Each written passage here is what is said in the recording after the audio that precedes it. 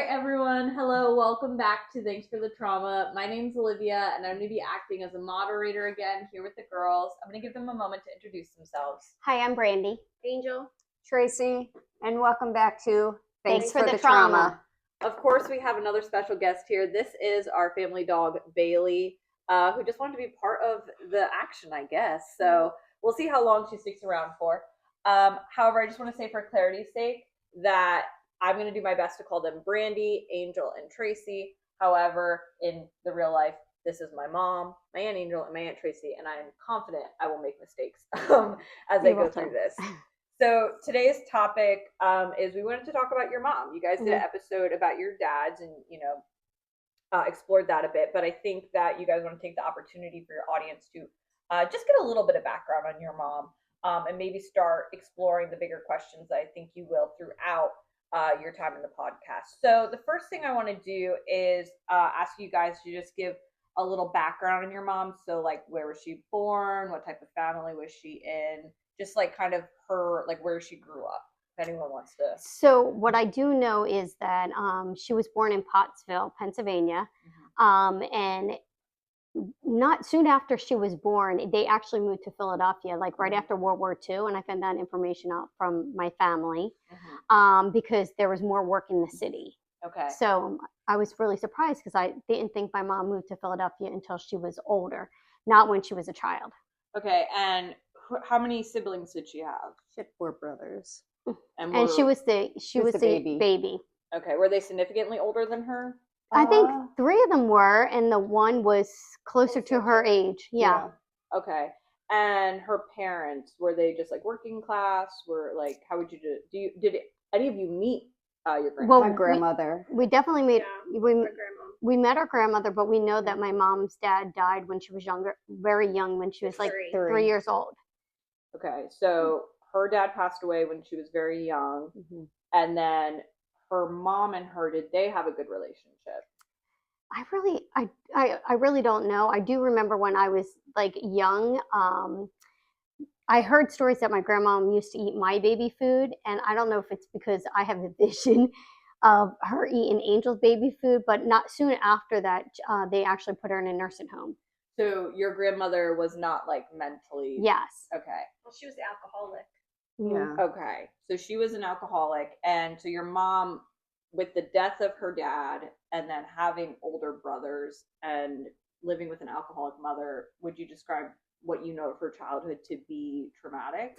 Oh yeah, I would have to say yes. And I would have to say that I remember her saying in the beginning of the school year, she would have to decide, was she going to go buy like her school, the stuff that she needed, or a new pair of shoes? Because her mom would only give her so much money, and like she would only find her mom constantly at the bar. And if I remember correctly, and this is come from my own memory, she didn't finish school. Your mom stopped going to school in 10th grade? I think it was 10th grade. I think she met my dad, I think when she was 17, or she might have got married when she was 17 or 18. She just wanted to get out of her mom's house and stuff like that. So she met my dad and she moved out of the house. I'm just going to continue kind of asking this. Right? Did she ever share like that she had dreams in her life when she was younger, or anything that she wanted to do, or was it just she wanted out of that environment? I think she always wanted to have kids. I think that's what she has said before. She wanted to be a mom. Yeah. That's really surprising, like considering, what you guys have talked about and just our own interactions with her. Well, I never doubt that she wanted to be a mom. I don't doubt that at all. I think she always wanted love, for sure. Okay. And maybe having us would give her that love. Yeah, for sure. So she wanted children, but I don't know that she wanted the roles and the responsibilities of being a mother. Do you see the difference in what I'm saying? See, I can't say that. Okay, you tell me. I mean, it's your experience. I can't say that because before anyone got involved, I mean, she did what she could do. She was a good mom. I think that it was the men that came into her life that are the ones that basically had control over her and stuff like that. And I'm going to say it. They mind fucked her. They abused her like they abused us. I mean, I can, we're already painting a pretty clear picture here where, you have a young woman who's lost her father figure and, she's living with an abusive parent who's, not abusive, excuse me, neglectful parent who's unable to be there for her. And she leaves her environment as soon as she can to try to, have this dream of getting married, having kids, having her own family, and not dealing with the things going on. So I can kind of see this picture of a young version of your mom. A question I want to ask you guys, and I'm going to ask each of you individually.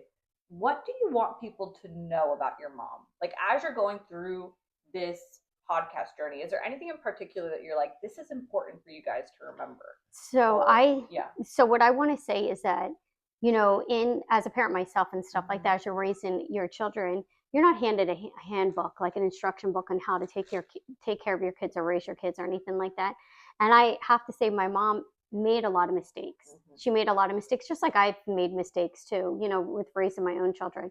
But towards like some of the things I think that she really didn't pay attention to and stuff like that. And I think that's why we're having this podcast. So even if there is a person out there like my mom, or even kids that are going through the same things that we've gone through, that they can maybe get the help and support. There are support groups out there for women or even husbands that, are getting abused by, people that are in their lives, or, if kids are getting abused.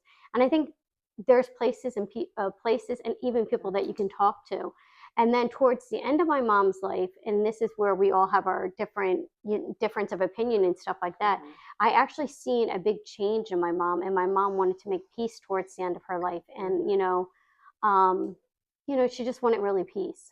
Okay. Angel, what do you think about that? What do you want people to know about your mom, or you think is relevant? Well, I mean, when I was little, before JR, I do remember a lot of fun stuff. Like, she was really, it was all about us. Like, making sure that we had, I'm going to probably start crying. That's okay. Do you want to pause? Okay. Do you want someone else to talk, or you just want to take a moment? Okay, go ahead.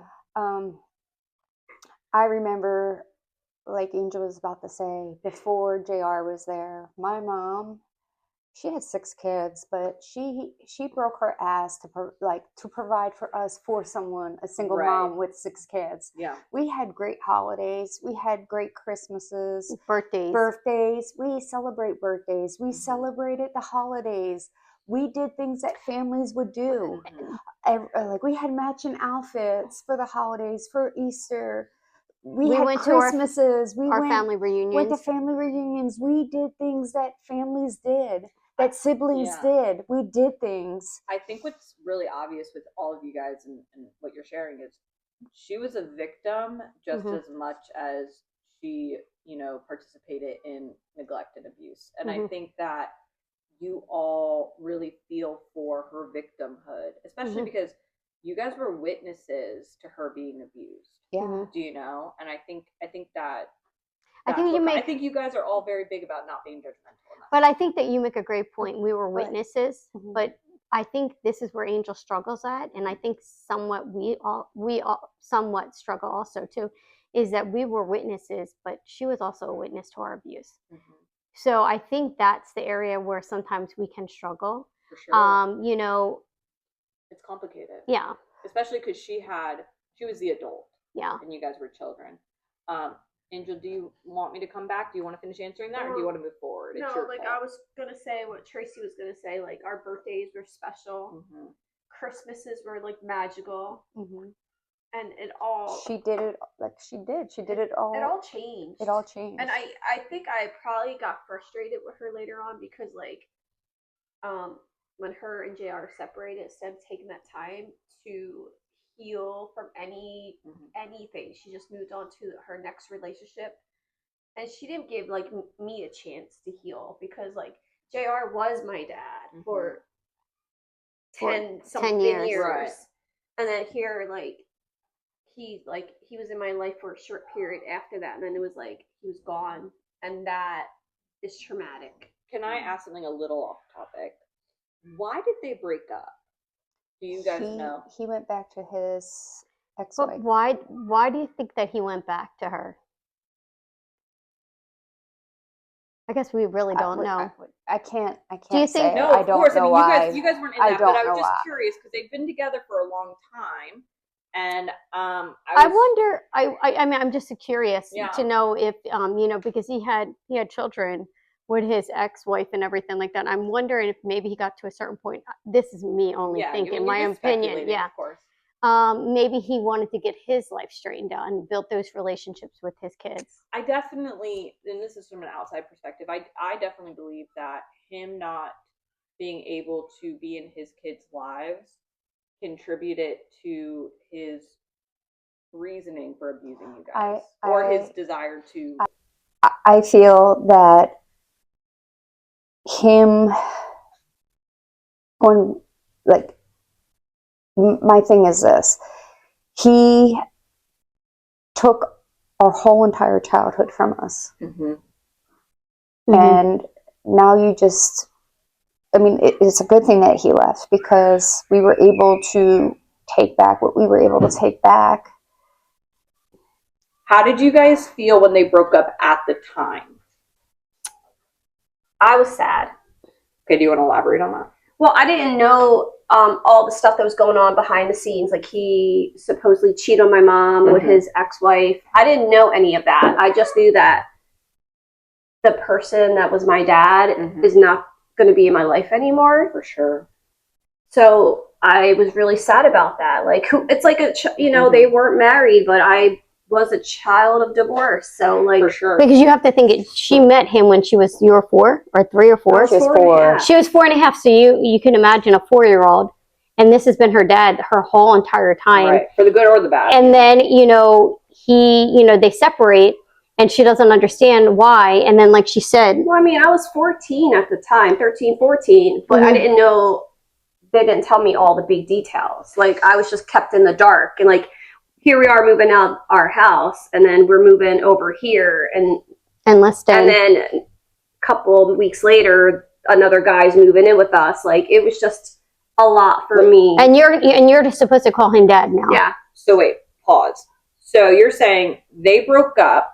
You guys moved out of the Lesher Street house into a new place without him. Yep. And did you know, like, they were breaking up before the move happened? Yeah, I mean, this was around Christmas time, like right around Thanksgiving, Christmas, when we were moving out. So like, I knew it was happening, but it was still shocking. It's still like very sad. And did you maintain a relationship with him at all after that? I would still go over to Lesher Street after school to see him sometimes. Oh, so he still lived there? He still lived there. So you guys had moved out? Yeah, we moved out, and then like every Saturday or something, he would come get me and take me bowling, and then I would have dinner with his family. And was that weird, or no?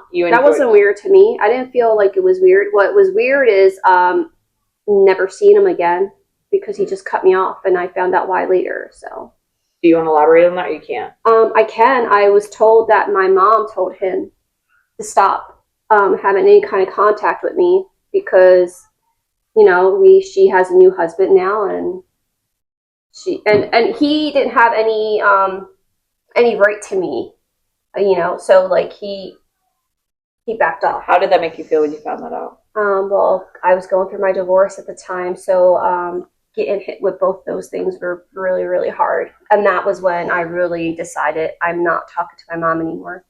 Okay, so that was part of the big decision of why you stopped talking to her. And so did you ever confront your mom about it, or did you just stop talking to her? I think I did, and she said no, but I actually did call JR on the phone as soon as I was told that. And he's like, yeah, he's like, everything I said, he's like, yeah. And he told me even more, like, he had no rights to me. That's why he just backed up. And did you ever consider that she didn't want him to be part of your life because he was abusive, or do you think it was a control thing for the next boyfriend, daddy? I mean, she wanted me to call the next person dad. She said it to me, and I was like, no, I'm 14 years old. I have him as my dad. I'm not. Why do you think she wanted you to call her next husband, partner? Was it her husband, or? It was her husband, because they got married. Yeah. What? Why do you think she wanted why do you think she wanted you to call him dad? I don't understand that part.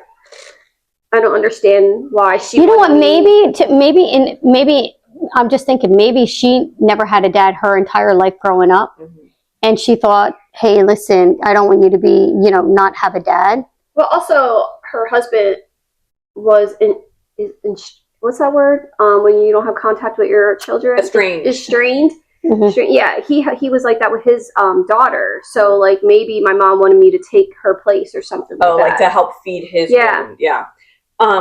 You two, because Angel spoke for a minute here. How did you all feel when your mom and JR split?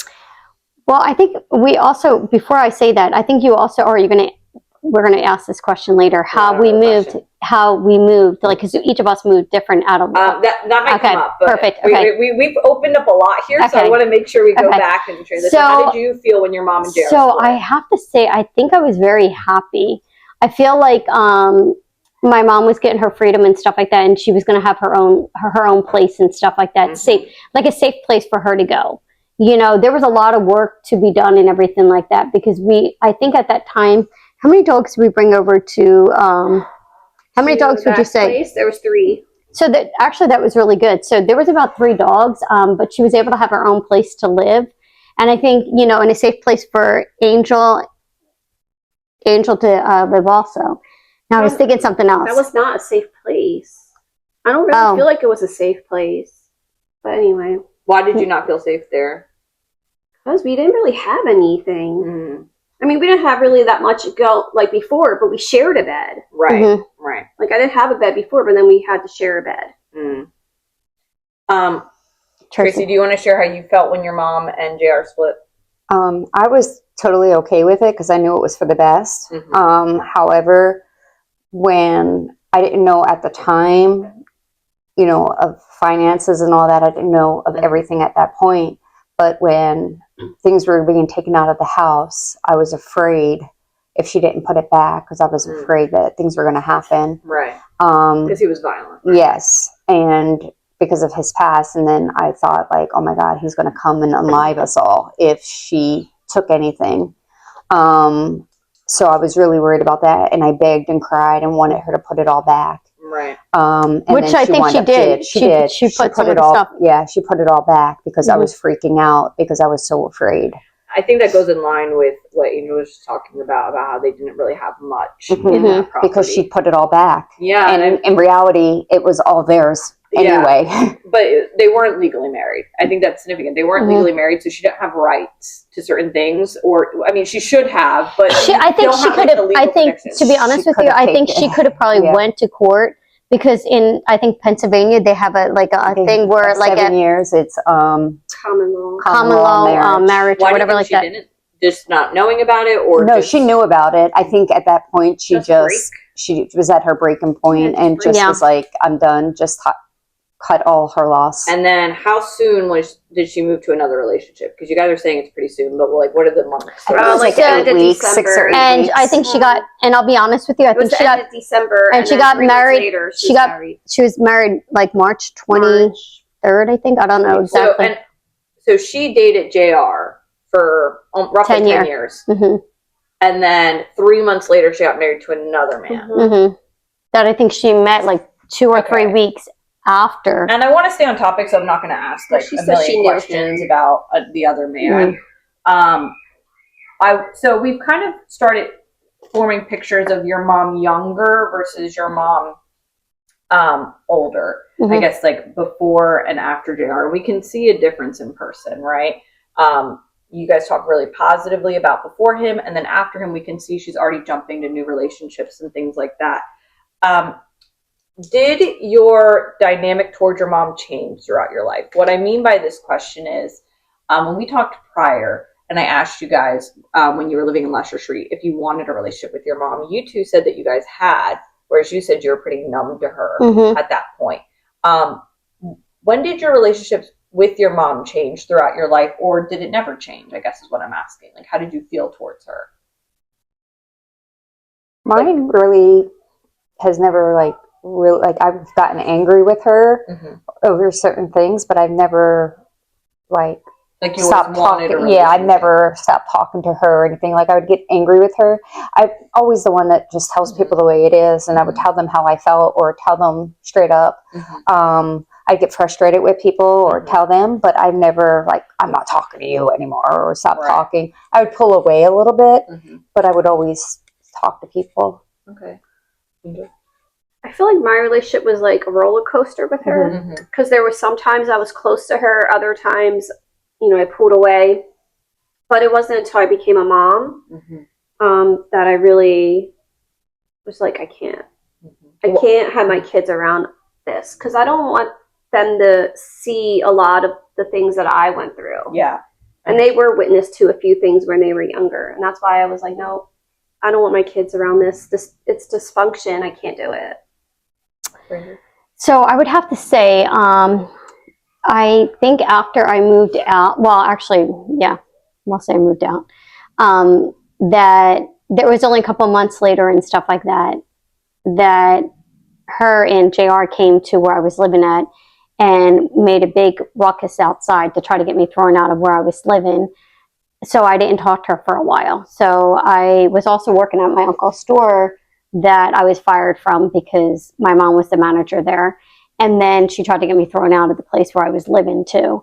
Where were you living? With Daddy and Mama. Okay, so you're saying that, so for the audience too, because you kind of graze over this, you got kicked out of the house and you ultimately ended up living with my dad. So I got kicked out of the house, and then I lived with my cousin. Right. First. And then I lived with her first and stuff like that. But because it was so far from school, because I was still a senior in high school. Right. I was kicked out when I was 17 years old. Right. So. And why were you kicked out? Because I went out to like a party with your dad, and someone ratted me out. Who was it? Angel. Okay. And so when they got home, they were like, hey, listen, we just want to let you know when we wake up tomorrow, we're giving you a black bag. And you know what? You say you ratted me out, but you guys, we all ratted on each other. How did that make you feel? You know what? At first I was really scared and stuff like that, but I'm thankful that I actually had a good resource. And, she let me stay there. You're speaking about your cousin. Yeah. Yeah. The conditions were not so great because she was sneaking me in and out all the time. And I was missing the first 2 periods of my class, and I was a senior in high school. So once Daddy's mom found out about that, she offered for me to live at their house in their cousin's room. What an angel. I know. So then I lived there and everything like that. And, things, like I said, were pretty good until I got fired from my job. And then I also, they came to make a ruckus to get me thrown out. And why do you think they wanted to do that? Get you fired? Why do you think they wanted to make a ruckus? They didn't want you living with them, but they didn't want you living anywhere? Yeah, that's just the way. I feel like he was not happy if we were doing well or happy. Yeah, he wasn't happy. So when they came to make a ruckus, how did the people you were living with respond to that? Oh, I think, and I'm sorry to say this, because I know that some people may get offended if I bring religion into it, but because Grandma Anna was a Christian. Yeah. And she's like, no, I've been living with this girl, for the last 3 or 4 months. I know she's not like this. Everything that you're saying about her, she's not that. Yeah. She knew me better than these 2 people that claim that they knew me. And how did it make you feel to have somebody defend you? I think that was the first time ever that I actually had someone defend me. How did it make you feel that your mother was trying to get you kicked out of somewhere? Oh, man. It was actually really scary. It was scary because I had no job. I had nothing. Yeah. And so people you just kind of got to know. Yeah.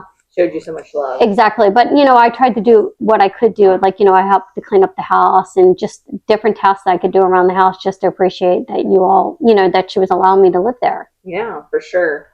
I want to ask, we're kind of switching topics here. Oh, you didn't ask Tracy about... oh, did I not? About... It's okay. I'm so sorry. It's okay. About her, how she moved out. Do you want to talk about how you moved out? Because I feel like that's relevant. No, that's fine. I actually ran away. Okay. The reason why I ran away was because I actually got pregnant, and they wanted me to sign my rights over as a parent of my child to them. Yes. And I was like, absolutely no, it's not happening. I mean, I ran away across the street, but because I got real far, but the neighbors took me in. Does your child know about this? I believe so. I think so. Okay. But they wanted me to do that, and I was like, absolutely no way am I doing this. And they were like, well, then we're going to take you down to get you emancipated. Emancipated? Am I saying that correctly? Emancipated, is that when you're like not their child anymore? Yes. Okay. So basically that they're not responsible for me anymore. And I'm like, well, technically, think about it. You've never been, so it doesn't matter. Haven't done anything for me. You keep me locked in a basement. Right. So, therefore, that's how I got out of the house. And how did the father of this child respond to that? Absolutely not. It wasn't happening. And then that's when he stepped in and he's like, yeah, no, you're coming with me. And then I wound up moving in with So I think Grandma this is a Anna. great moment to clarify, because the audience might be like, wait, this Grandma Anna's figure's coming up again. Yes. So let's take a moment, pause. Brandy, you are married to Carmen. And Carmen's younger brother is who? Richie. Now, Aunt Tracy, how do you know Richie? Richie is my ex-husband. Is your ex-husband also your baby daddy for your first two girls? Yes. So we have two sisters who married two brothers. Not incest.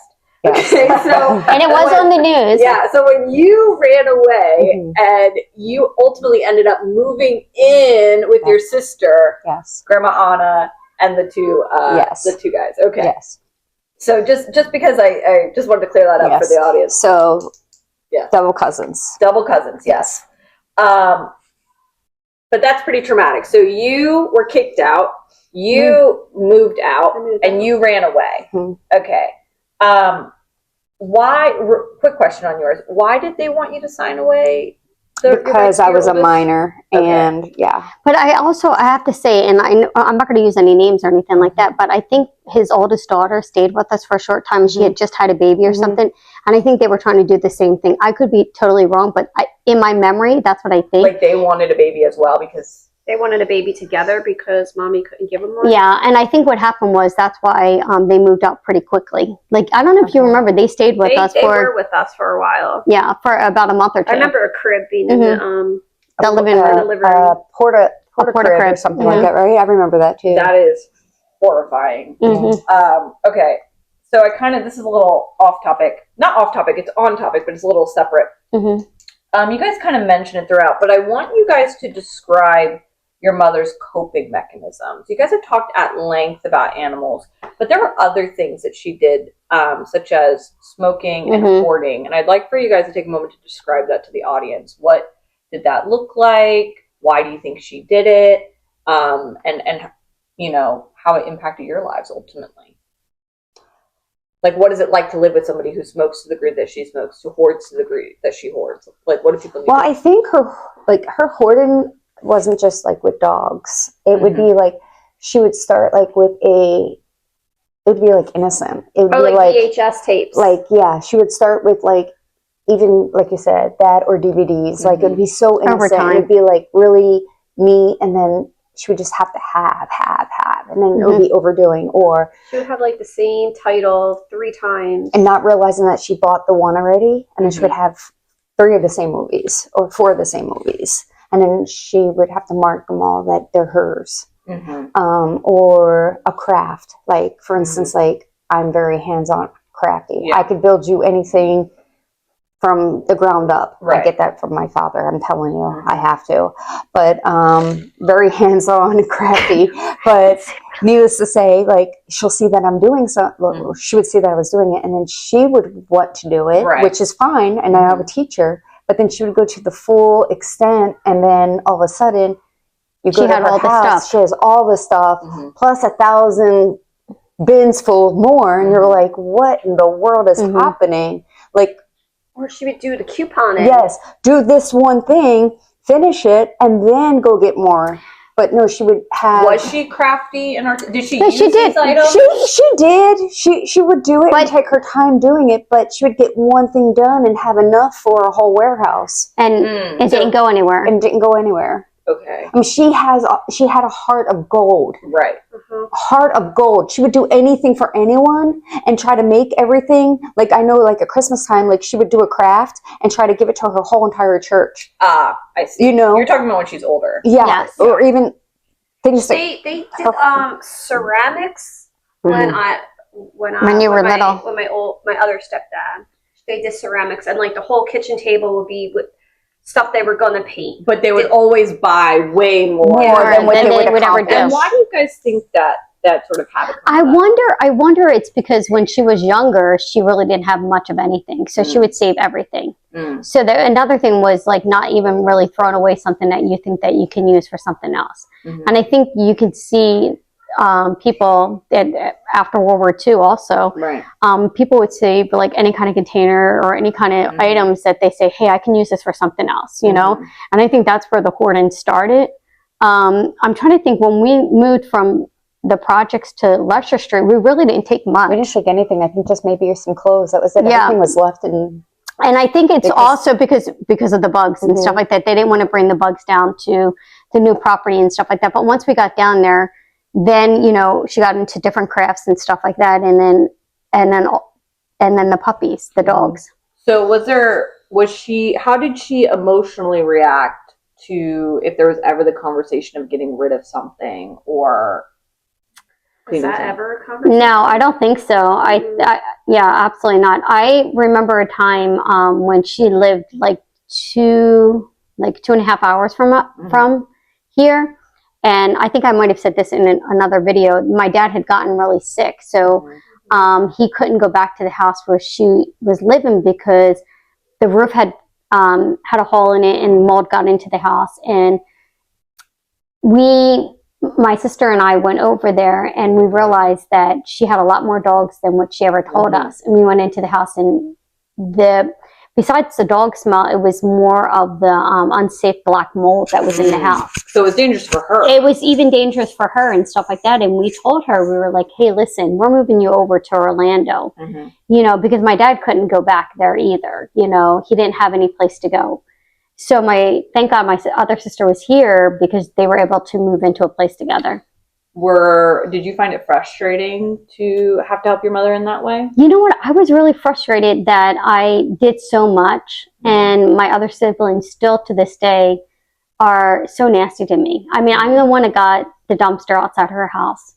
I'm the one that stayed over there to help get rid of these dogs, but make sure they went to proper homes and stuff like that. They didn't just take them to the pound. We reached out to so many people, even your friends. Yeah, one of your friends, you know, and I feel like you did the same thing for Leicester Street. I don't remember where the older siblings were when you and your husband were helping mommy get rid of all the poodles that were in the basement.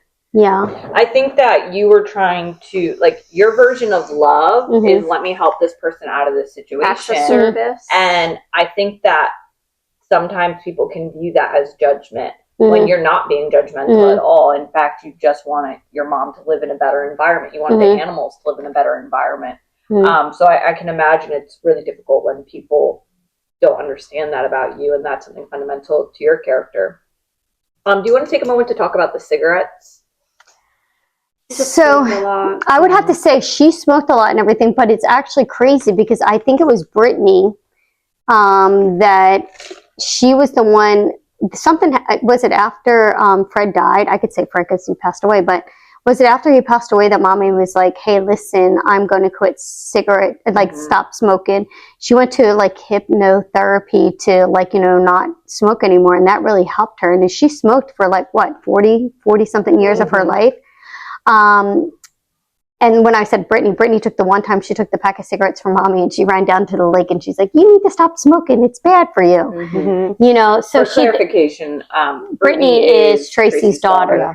But I would have to say that I remember as kids, you're talking about, we were only 7, 8 years old. We were able to go over and buy my mom a carton of cigarettes. My mom didn't even have to go to the store to buy it. We just walked over to the Rite Aid. A pack of cigarettes.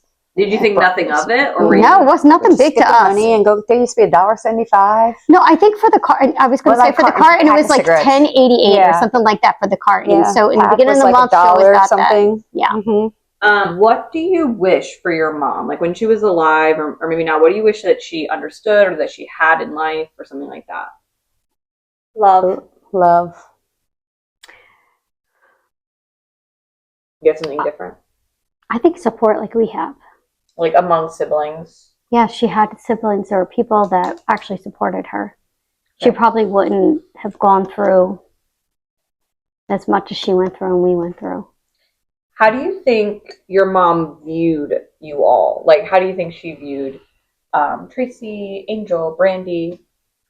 So we're asking individually, like I'm going to say me, and You then can, or you can say the others if you feel like you have an idea. I think my mom, she viewed me as the beautiful one, Angel the smart one, and Tracy the creative one. Mm-hmm. And it's interesting because I'm aware of these labels as well, and she did the same thing to her grandchildren, where she gave us all labels. Did you guys view this idea of labels positively or negatively? Like, why do you think she did that? I think it was just the way that she would brag about us. I don't think it was like Malicious? Yeah, no. It was just the way she would do it for even her grandchildren. Do you think that even though she didn't intend it to be malicious, that it could be malicious? Like, do you think, for example, you got a bad rap for being noted as the pretty one? Yeah, I think so, because I think that my siblings, I think sometimes they looked at me as like the snobby one and stuff like that, or that I thought that when someone else is saying that about you, that's not the way that you view yourself, but that's the label that someone else gave you, but that's not the way you viewed yourself. Yeah, I think it's interesting because when you guys did your introduction episode, you noted yourself as, I was known as the pretty one. And I don't But not for myself. Not for yourself, how your mother labeled you. And I think what people don't understand is that, for example, that label for you was a negative thing. And kind of a sub story I want to talk about momentarily. You guys at one point were taken out of the home. Twice you were taken out of your home. And if I remember correctly, and we can cut this from home, because you were labeled as the pretty one, you had an aunt and uncle who just wanted to adopt you. So no, so that's where you're wrong. So what had happened was when my mom had all the kids, and my mom, actually before JR came into the picture, her brothers came together and they had asked my mom, it was after Angel's father passed away, hey, we were all talking and, we would like to maybe take each of the kids, they would each, someone take each of the kids, and then I maybe leave her with 2 kids. I'm not exactly sure of how it went down, but it was a discussion that they had at that point. It wasn't when we were taken out of the home. It might have been at that same time, but I think it was 2 separate things. But essentially, one of the family members were like, "Oh, I'll take her because she's cute." No. I don't think so. I don't think so. Absolutely not. I mean, you may have heard that. I never heard that. I know that I've heard the story before that the uncles came in and they said, hey, like I said, I don't know if it was when we were taken away, or when Angel's dad died, where they stepped in and said, hey, we'll help, we'll take this kid. I don't think that's help. I think that reflects a very cruel choice to put on your mom. It gets very much like Sophie's choice to say, like, which of my kids am I going to keep home with me? I don't think that was fair. Sorry, that's just me exerting. Well, you have to ask them that. Sorry. How do you think your mom viewed you? I did not think much about that. Like, I never thought how she viewed us. Like, Tracy, no, I don't. Did she want? I don't know. Brandy, who thinks that she's perfect. No, I'm just kidding. No, Brandy did get a bad rap a lot. Like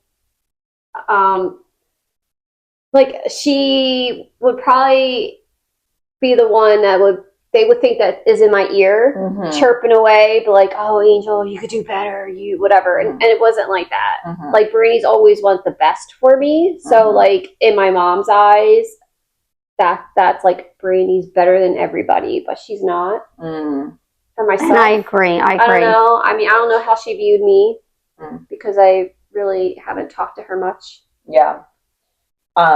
You're gonna leave it as Tracy's the bitchy one? I don't know how she viewed you. Like, I never thought about that. Like, Until you just said that. Like, we always have heard about Brandy. Oh, Brandy thinks she's better than us. Oh, Brandy's. Wait, you just said Brandy thinks that she's better than us. Yeah. So that's your thought. That's not her thought. She said that she always thought that Brandy's better than us. Mommy. Okay. Like, that was what was being said. Oh, okay. Better than us. Okay. Yeah. But no, I never thought about Tracy. I mean, I think it's interesting that you say this because you've said, you said several times, at least to me growing up, that you viewed my mom as a mother figure. Mm-hmm. And do you think that your mom felt jealous of that? And do you think that's why she maybe was hard on Brandy, being like, oh, Brandy thinks she's perfect? probably. I mean, I've mentioned that a lot of times where Brandy's the one who basically raised me, and I looked at her like my mom. I joke about your mom and dad being my parents first, because before you guys were born.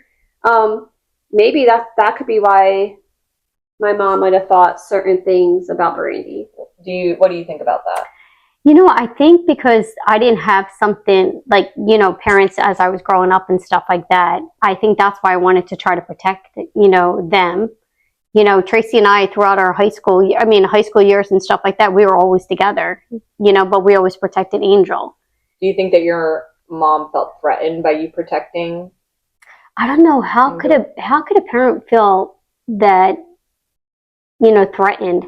Like, I wish, like, I mean, even for your own siblings and stuff like that, right? If you were taking care of your sister, that would really make me happy. I don't think she felt threatened at all. I think she felt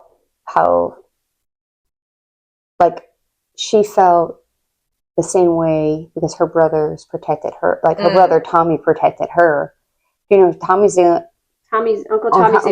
only one that protected her. So she was seeing what we did to Angel is what was happening to her when her brother was protecting her. And yet she was still so harsh towards me. Towards you in particular. Yeah, I'm just curious about that. Well, I wonder, Tracy does bring up a good point, though, if you think about it, because my mom did have 3 older siblings besides Tommy. Tommy was like right next to her, which he passed away at an early age.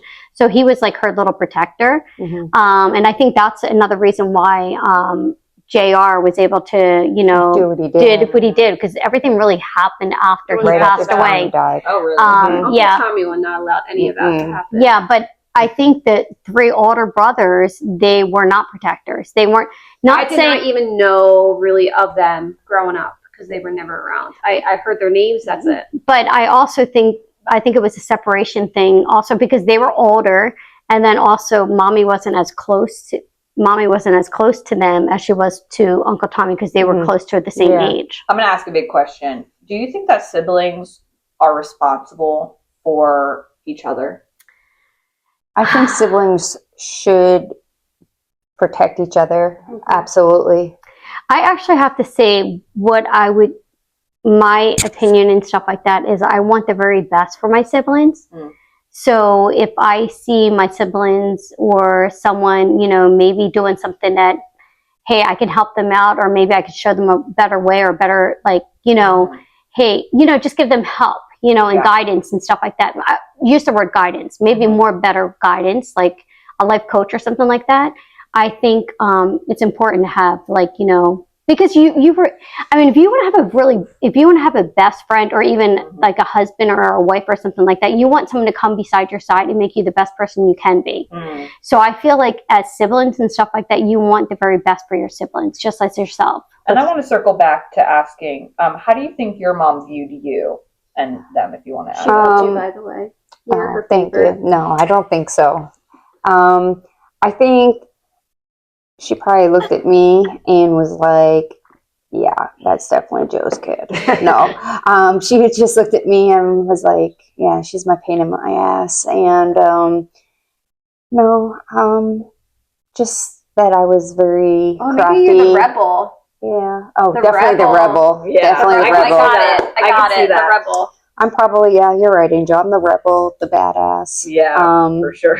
No, I definitely would agree. I think Brandy gets probably the same, like Angel would say, is, that she would probably think she's better than people, but she's really just the peacemaker for the most part. Yeah. I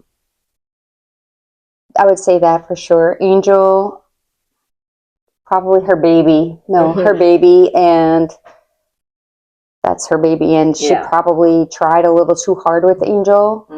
And toward the end, for sure. And, Angel just had her wall up at that point.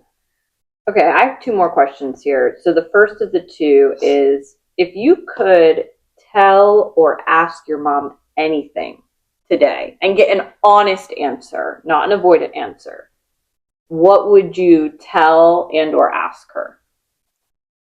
I know that's a big question. You had your moment. I think it was in Living in Chaos episode where you're like, why? How could she let this happen to us? I would ask her why. Why would you allow this when you had true love standing right in front of you? Yeah, probably same question. Honestly, I think she would be really proud that we're doing this podcast. Honestly, you want to tell her about the podcast? No, I think she already knows about the podcast, but because my beliefs and stuff like that, and I think she'd be really proud of us. Like, hey, you know what? These things did happen to you.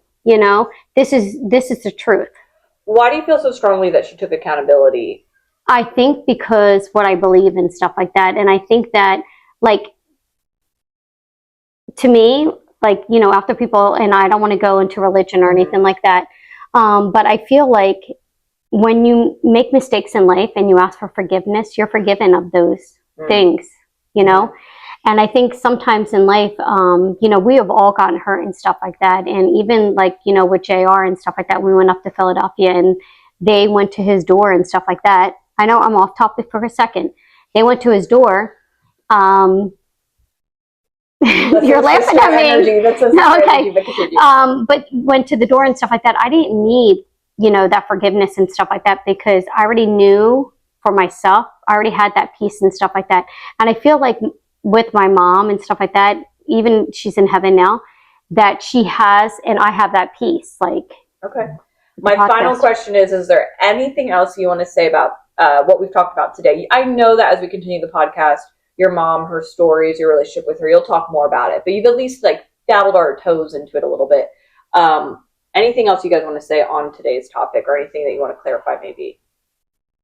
Would we feel good? I think so. Okay. Well, thank you guys for watching. We hope you enjoyed hanging out with us, and girls, if you would like to. Thanks for the trauma. Thank you, Olivia. We did it.